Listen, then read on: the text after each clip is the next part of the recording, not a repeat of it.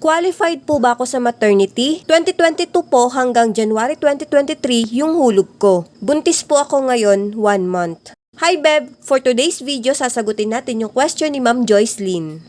Beb, kung 1 month ka ng buntis ngayong August, I assume na ang EDD mo ay April 2024. At para malaman kung ikaw ay qualified sa maternity benefits, i-exclude natin ang semester of contingency mo na mula January 2024 to June 2024. Now, ang magiging qualifying months mo ay mula January 2023 to December 2023. Diyan po magsaselect ng at least 3 to 6 highest monthly salary credits at syempre dapat may hulog ka dyan sa nasabing qualifying period para makompute ang maternity benefits mo.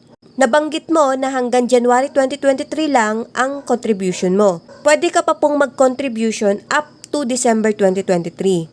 Pwede mo naman ma-check sa portal mo kung eligible ka sa maternity benefits at kung magkano ang makaklaim mo.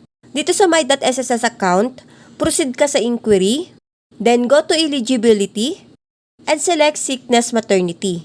Next, i-click mo lang ang maternity, then input mo lang yung details, and click submit. Sample lang ito, Beb.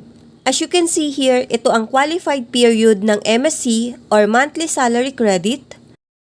Beb, hindi ito ang total amount na makukuha mo. Dito mo makikita kung magkano ang magiging maternity benefits mo base sa contribution mo. Reminder ko lang din, Beb, asikasuhin nyo na din po ang PhilHealth mo para ma-avail mo naman ang PhilHealth maternity benefits as long as may monthly premiums regularly. Sana ay nasagot ko ang iyong katanungan. Thank you and God bless. Follow for more!